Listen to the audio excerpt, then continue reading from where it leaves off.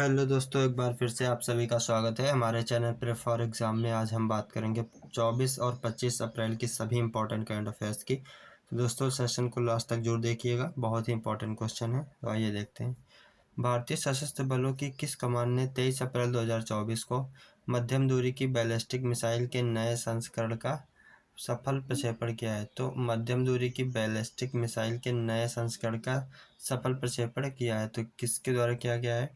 तो सामरिक बल कमान के द्वारा भी हाल ही में बैलिस्टिक मिसाइल के नए संस्करण का सफल प्रक्षेपण किया गया है। ठीक है, इसकी बात करें तो SFC, जिसे सामरिक परमाणु कमान, इसे सामरिक परमाणु कमान के रूप में भी जाना जाता है, भारत के परमाणु कमान प्राधिकरण का हिस्सा है। ठीक है, ये भारत के परमाणु कमान प्राधिकरण का हिस्सा है। ठीक है, जो देश के सामरिक और रणनीतिक परमाणु हथियार भंडार के प्रबंधन और प्रशासन पर ध्यान केंद्रित करता है। ठीक है, यह परमाणु हथियार भंडार का प्रबंधन और प्रशासन पर ध्यान केंद्रित करता है, यानी प्रबंधन और प्रशासन का काम करता है। ठीक है, इस कमान की स्थापना 4 जनवरी 2003 को वाजपेयी सरकार द्वारा की गई थी। भारत की रक्षा और रणनीतिक परमाणु नीति में इसके महत्व को रेखांकित करती है। ठीक है, तो इसकी स्थापना 4 जनवरी 2003 को हुई थी। ठीक है, और इसका कार्य क्या है कि यह परमाणु हथियार भंडार का प्रबंधन और प्रशासन का कार्य करता है। ठीक है, नेक्स्ट क्वेश्चन। किस देश के कर्नल एडिसन नेपियो को भारत का पहला रक्षा सलाहकार नियुक्त किया गया है? ठीक है, तो किस देश ने कर्नल एडिसन नेपियो को भारत का पहला रक्षा सलाहकार नियुक्त किया है? तो किस देश ने नियुक्त किया है? तो पापुआ न्यू गिनी। ठीक है, तो पापुआ न्यू गिनी ने कर्नल एडिसन नेपियो को भारत का पहला रक्षा सलाहकार नियुक्त किया है। ठीक है, इसकी हम बात करें तो भारत में PNG सरकार और सेना के बीच एक कड़ी के रूप में कार्य करेंगे। ठीक है, तो ये भारत में क्या करेंगे? PNG सरकार यानी पापुआ न्यू गिनी सरकार और सेना के बीच में एक कड़ी के रूप में कार्य करेंगे।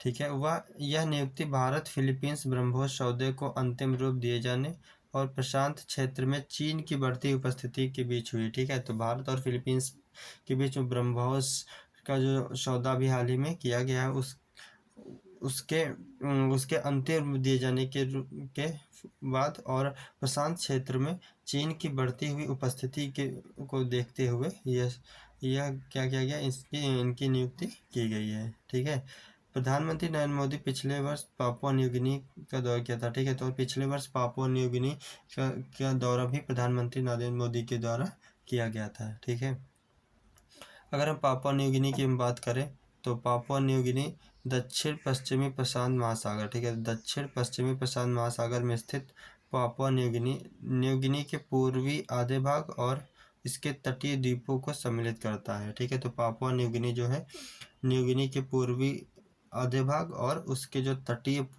द्वीप हैं उनको सम्मिलित करता है। ठीक है, यह देश सांस्कृतिक और जैविक विविधताओं से भरपूर है। ठीक है, तथा समुद्र तटों और प्रवाल भित्तियों के लिए जाना जाता है। ठीक है, यह अपने सुंदर समुद्र तटों और प्रवाल भित्तियों के लिए जाना जाता है। ठीक, इसकी राजधानी की बात करें तो पोर्ट मोरेस्बी इसकी राजधानी है। किस महाद्वीप में है? तो ये ओशिनिया महाद्वीप में स्थित है। प्रधानमंत्री हैं जेम्स मैरपे और यहाँ की मुद्रा है पापुआ न्यू गिनी किना। पापुआ न्यू गिनी किना यहाँ की मुद्रा है। Next question. अभिषेक सूर्यवंशी किस क्लब से संबंधित हैं जिन्हें अप्रैल माह का emerging player of the month चुना गया है? तो अभिषेक सूर्यवंशी किस क्लब से संबंधित है जिन्हें अप्रैल माह का emerging player of the month चुना गया है? तो ये मोहन बागान सुपर जायंट्स। ठीक है, तो मोहन बागान सुपर जायंट्स के ये प्लेयर हैं जिन्हें अभी हाल ही में emerging player of the month चुना गया है। ठीक है, ये हैं कौन? ये हैं अभिषेक सूर्यवंशी। ठीक है, तो ये अभिषेक सूर्यवंशी हैं जिन्हें हाल ही में अभी emerging player of the month चुना गया है। Next question. उस भारतीय नौसेना जहाज का नाम क्या है जो 2 महिला अधिकारियों को ऐतिहासिक महासागरीय अभियान पर ले गया? तो उस नौसेना जहाज का नाम क्या है? तो INSV तारड़ी। ठीक है, INSV तारड़ी 2 महिला अधिकारियों को ऐतिहासिक महासागरीय अभियान पर ले गया था। ठीक है, अगर हम इसकी डिटेल में बात करें तो लेफ्टिनेंट कमांडर दिलना के और लेफ्टिनेंट कमांडर रूपा ए के चालक दल वाली। ठीक है, तो लेफ्टिनेंट कमांडर,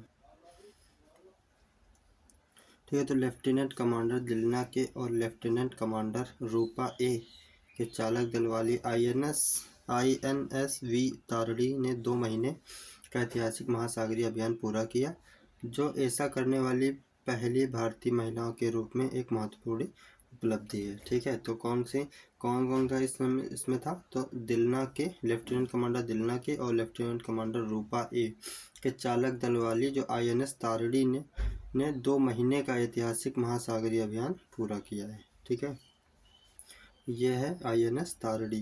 ठीक है, नेक्स्ट क्वेश्चन, भारत पे द्वारा लॉन्च किए गए ऑल इन वन भुगतान डिवाइस का नाम क्या है। तो भारत पे द्वारा लॉन्च किए गए ऑल इन वन भुगतान डिवाइस का नाम क्या है, तो यह है भारत पे वन। ठीक है, तो भारत पे वन नाम का यह डिवाइस है। ठीक है, इसकी बात करें तो यह POS, QR कोड और स्पीकर क्षमताओं को एक ही डिवाइस में एकीकृत करता है। ठीक है, तो इसमें क्या होगा, POS सिस्टम और QR कोड और स्पीकर क्षमताओं। ठीक है, तो स्पीकर तीनों एक ही डिवाइस में लगी हुई हैं। ठीक है, और यह device high definition screen touch display, ठीक है, 4G और वाईफाई कनेक्टिविटी से लैस है। ठीक है, तो ये 4G और वाईफाई कनेक्टिविटी से लैस है। ठीक है, साथ में ये high definition touch screen display भी इसमें लगा हुआ है। ठीक है, और यह नवीनतम एंड्रॉयड ऑपरेटिंग सिस्टम पर चलता है। ठीक है, तो यह और एंड्रॉयड ऑपरेटिंग सिस्टम पर कार्य करेगा। ठीक है, भारत पे के CEO कौन है, भारत पे के CEO है नलिनी नेग और इसकी स्थापना अप्रैल 2018 में की गई थी। ठीक है, तो CEO कौन है, नलिनी नेग और स्थापना अप्रैल 2018 में की गई थी भारत पे की। ठीक है, नेक्स्ट क्वेश्चन, कौन सा दूरसंचार प्रदाता चाइना मोबाइल को पीछे छोड़ते हुए डेटा ट्रैफिक के मामले में दुनिया का सबसे बड़ा मोबाइल ऑपरेटर बन गया है। तो दुनिया का सबसे बड़ा मोबाइल ऑपरेटर बन गया है, तो कौन बन गया है, तो ये रिलायंस जियो। ठीक है, तो रिलायंस जियो चाइना मोबाइल को पीछे छोड़ते हुए डेटा ट्रैफिक के मामले में दुनिया का सबसे बड़ा मोबाइल ऑपरेटर बन गया है। ठीक है, डिटेल में बात करें तो जियो नेटवर्क पर कुल ट्रैफिक 40.9 एक्साबाइट तक पहुंच गया है, जो साल दर साल 35.2% की वृद्धि को दर्शाता है। ठीक है, इस उपलब्धि का श्रेय 5G और होम सेवाओं की बढ़ती स्वीकार्यता को दिया जाता है। ठीक है, मार्च 2024 तक जियो के पास 481.8 बिलियन ग्राहक हैं, जिनमें से 108 बिलियन ग्राहक true 5G stand alone network पर हैं। ठीक है, तो इन 108 5G नेटवर्क पर हैं, बाकी सभी जो है 4G नेटवर्क पर हैं, जो कि टोटल कितना है, 481.8 मिलियन ग्राहक हैं। ठीक है, रिलायंस जियो डेटा ट्रैफिक में चाइना मोबाइल को पीछे छोड़ते दुनिया का सबसे बड़ा मोबाइल ऑपरेटर बन गया। तो एग्जाम में सीधे आएगा कि दुनिया का सबसे बड़ा मोबाइल ऑपरेटर कौन बन गया है, तो होगा रिलायंस जियो। ठीक है, नेक्स्ट क्वेश्चन, अप्रैल 2024 में महिला एकल टेबल टेनिस में भारत की नंबर 1 खिलाड़ी बनने के लिए मनिका बत्रा को किसने अपदस्थ किया है। तो महिला एकल टेबल टेनिस में भारत की नंबर 1 खिलाड़ी कौन बन गई हैं, ये सीधे से पूछा गया है। तो वो कौन है, वो श्रीजा अकुला। ठीक है, तो श्रीजा अकुला उन्होंने मनिका बत्रा को पीछे छोड़ते हुए भारत की नंबर 1 महिला एकल टेबल टेनिस प्लेयर बन गई हैं। ठीक है, ये है श्रीजा अकुला। श्रीजा अकुला ने मनिका बत्रा को पछाड़कर महिला एकल टेबल टेनिस में भारत की नंबर 1 खिलाड़ी बन गई हैं। ठीक, की पॉइंट्स की बात करें तो श्रीजा अकुला ITTF के टेबल टेनिस विश्व रैंकिंग में, ठीक है, तो टेबल टेनिस विश्व रैंकिंग में एक स्थान ऊपर उठकर अपने करियर की सर्वश्रेष्ठ 38वीं रैंकिंग पर पहुंच गई। तो विश्व में इनका 38वां स्थान है। ठीक है, जहां पर मनिका बत्रा 2 स्थान नीचे गिरकर 39वें स्थान पर आ गई है। तो मनिका बत्रा 39वें स्थान पर पहुंच गई हैं, जबकि श्रीजा अकुला विश्व रैंकिंग में 38वें स्थान पर पहुंच गई हैं। और भारत में बात करें तो भारत में ये पहले स्थान पर इनका नाम आ गया है, यह भारत पहले स्थान पर पहुंच गई है। ठीक, एयरोनॉटिकल सोसाइटी ऑफ इंडिया के आर्यभट्ट पुरस्कार से किसे सम्मानित किया गया। तो एयरोनॉटिकल सोसाइटी ऑफ इंडिया के आर्यभट्ट पुरस्कार से किसे सम्मानित किया गया। तो आर्यभट्ट पुरस्कार से अभी हाल ही में पाउलुरी सुब्बा राव को, ठीक है, तो डॉक्टर पाउलुरी सुब्बा राव को आर्यभट्ट पुरस्कार से सम्मानित किया गया है। किसके द्वारा दिया जाता है? तो एरोनॉटिकल सोसाइटी ऑफ इंडिया के द्वारा दिया जाता है ये पुरस्कार। ये और किसके दिया गया? तो यह पाउलुरी सुब्बाराव को भी हाल ही में दिया गया है। Cotton corporation of India limited CCI के मुख्य सतर्कता आयुक्त CVO के रूप में किसे नियुक्त किया गया है? तो cotton corporation of India limited के CVO यानी मुख्य सतर्कता आयुक्त अधिकारी या मुख्य सतर्कता अधिकारी के रूप में किसे नियुक्त किया गया? तो निधि S जैन को मुख्य सतर्कता अधिकारी के रूप में चुना गया है।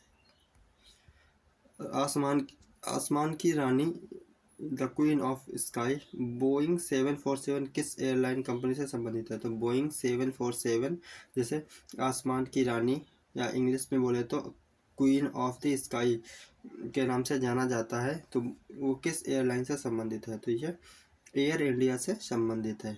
ठीक है, आसमान की रानी जिसे क्वीन ऑफ द स्काई भी कहते हैं। ठीक है, तो बोइंग 747 टाटा के नेतृत्व वाली एयर इंडिया का एक विमान है।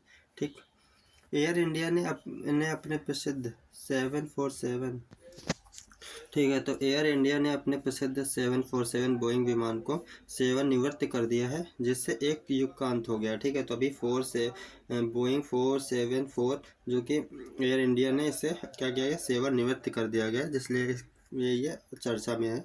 ठीक है, एयर इंडिया के आखिरी बोइंग 474 विमान ने मुंबई के छत्रपति साहू जी महाराज अंतर्राष्ट्रीय हवाई अड्डे से अपनी उड़ान भरी थी, अंतिम उड़ान भरी थी। ठीक है, तो इसने अपनी अंतिम उड़ान छत्रपति शिवाजी महाराज अंतर्राष्ट्रीय हवाई अड्डे से उड़ान भरी। ठीक, एयर इंडिया की बात करें तो इसके CEO हैं कैंपबेल विल्सन। ठीक है, इसके संस्थापक हैं JRD टाटा और इसकी स्थापना 1932 में मुंबई में हुई थी और मुख्यालय है नई दिल्ली में। ठीक है, नेक्स्ट क्वेश्चन, राष्ट्रीय रक्षा विश्वविद्यालय ने एयरोस्पेस रक्षा और मातृभूमि सुरक्षा नवाचार को आगे बढ़ाने के लिए किस फ्रांसीसी कंपनी के साथ समझौता पर हस्ताक्षर किया है? तो किसके साथ किया है? तो स्टार बर्ड्स एरोस्पेस। ठीक है, तो स्टार बर्ड्स एरोस्पेस के साथ अभी हाल ही में राष्ट्रीय रक्षा विश्वविद्यालय ने समझौता किया है। किस लिए किया है? तो एरोस्पेस रक्षा और मातृभूमि सुरक्षा नवाचार को बढ़ावा देने के लिए फ्रांसीसी कंपनी स्टार बर्ड्स के साथ समझौता किया है। नेक्स्ट क्वेश्चन, 200 IPL विकेट हासिल करने वाले पहले गेंदबाज कौन बने? तो 200 IPL विकेट हासिल करने वाले पहले गेंदबाज बन गए हैं यजुवेंद्र चहल। ठीक है, तो यजुवेंद्र चहल 200 विकेट लेने वाले पहले खिलाड़ी बने। इसके बाद ड्वेन ब्रावो 183, पीयूष चावला ने 181 और भुवनेश्वर कुमार ने 174 विकेट लिए हैं। ठीक है, नेक्स्ट क्वेश्चन, 2024 में चीनी ग्रैंड प्रिक्स किसने जीती है? 2024 में चीनी ग्रैंड प्रिक्स का खिताब मैक्स वर्स्टापेन के द्वारा जीता गया है। ठीक है, अब बात करें तो ये है मैक्स वर्स्टापेन। ठीक है, ये रेडबुल के ड्राइवर हैं, इन्होंने चीनी ग्रैंड प्रिक्स का खिताब अभी हाल ही में अपने नाम किया है। ठीक, प्राची यादव ने ACC पैरा कैनो एशियाई चैंपियनशिप, ठीक है, पैरा कैनो एशियाई चैंपियनशिप 2024 में 2 स्वर्ण जीते हैं। यह चैंपियनशिप कहाँ आयोजित हुई? तो इसका आयोजन अभी हाल ही में जापान के टोक्यो में। ठीक है, तो टोक्यो जापान में इसका आयोजन किया गया है। तो इसका ACC पैरा कैनो एशियाई चैंपियनशिप 2024 का। ठीक है, तो इसमें प्राची यादव ने 2 स्वर्ण पदक जीते हैं। ठीक है, अगर हम इनकी बात करें तो मध्य प्रदेश की शीर्ष पैरा कैनोइयर प्राची यादव ने महिला KL2 और महिला VL2 श्रेणी में 2 स्वर्ण पदक हासिल किए।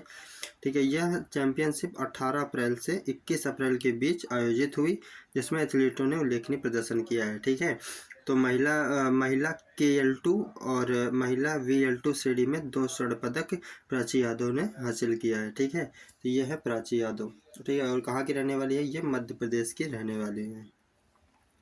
ठीक है, नेक्स्ट क्वेश्चन, अप्रैल 2024 में संजय मसरूवाला ने किस कंपनी से प्रबंध निदेशक के पद से इस्तीफा दे दिया है?